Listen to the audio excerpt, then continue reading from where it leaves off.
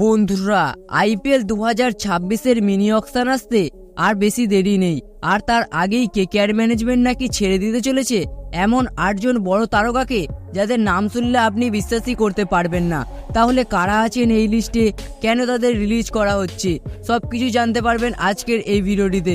তাই বন্ধুরা, ভিডিওটি একদমই স্কিপ না করে শেষ পর্যন্ত দেখার জন্য অনুরোধ রইল। বন্ধুরা, প্রথম প্লেয়ারটি হলেন ভেঙ্কটেশ আইয়ার। হ্যাঁ বন্ধুরা, এই সেই ভেঙ্কটেশ আইয়ার যাকে কেকেআর গত মরশুমে 23,75,00,000 টাকা খরচ করে দলে নিয়েছিল।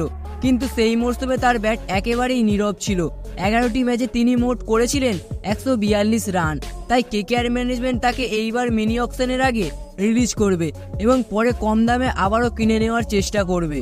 বন্ধুরা, দ্বিতীয় প্লেয়ারটি হলেন কুইন্টন ডিকক। হ্যাঁ বন্ধুরা, দক্ষিণ আফ্রিকার এই উইকেট কিপার ব্যাটারকে কেকেআর এনেছিল অনেক আশায়, কিন্তু আইপিএল 2025-এ তার পারফরমেন্স একেবারে ফ্লপ ছিল। পাওয়ার প্লেতে কিছু ভালো স্টার্ট দিলেও ধারাবাহিকতা পুরোপুরি অনুপস্থিত ছিল। এই কারণেই কেকেআর তাকে রিলিজ করার সিদ্ধান্ত নিয়েছে, যাতে নিলামে নতুন কোনো ওপেনারকে টার্গেট করা যায়। তৃতীয় প্লেয়ারটি হলেন রহমানুল্লাহ গুরবাজ।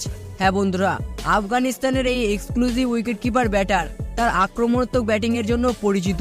তবে কেকেআর এমন একজন ওপেনার চায় যিনি শুধু ঝড় তুলবেন না, বরং পাওয়ার প্লের পরেও ক্রিজে থেকে লম্বা ইনিংস খেলতে পারবেন। তাই গুরবাজকেও এইবার রিলিজ করা হবে। তো প্লেয়ারটি হলেন আন্দ্রিচ নোকিয়া। এক সময় ছিল যখন নোকিয়ার গতিতে প্রতিটি ব্যাটার ভয় পেত, কিন্তু ইনজুরির কারণে তিনি তার রিদম পুরোপুরি হারিয়েছেন এবং আইপিএল 2025-এ তার ইকোনমি রেটও ছিল অনেক বেশি। এই কারণেই কেকেআর এবার নতুন ফ্রেশ পেসারদের নিয়ে পেস অ্যাটাক গড়তে চাইছে, ফলে আন্দ্রিচ নোকিয়াকেও রিলিজ করা হবে। পঞ্চম প্লেয়ারটি হলেন স্পেন্সার জনসন।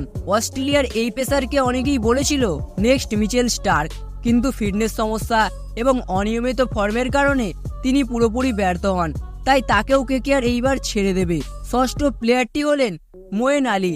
ইংল্যান্ডের এই অলরাউন্ডারকে কেকেআর মূলত স্পিন সহায়ক পিচের কথা ভেবে দলে নিয়েছিল, কিন্তু তিনি নিজের উপস্থিতি দিয়ে তেমন কোনো প্রভাব ফেলতে পারেননি। এছাড়াও বয়স এবং বিদেশি কম্বিনেশন বিবেচনায় রেখে কেকেআর তাকেও রিলিজ করবে। সপ্তম প্লেয়ারটি হলেন চেতন সাকারিয়া। হ্যাঁ বন্ধুরা, এই বাঁহাতি পেসারকে কেকেআর ব্যাকআপ বোলার হিসেবে দলে নিয়েছিল, কিন্তু তাকে একটিও ম্যাচ খেলার সুযোগ দেওয়া হয়নি।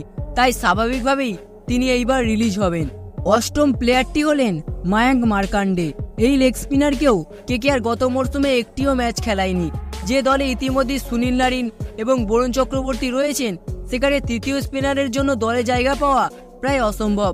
তাই কেকেআর এই সিজনে তাকে রিলিজ করতে পারে।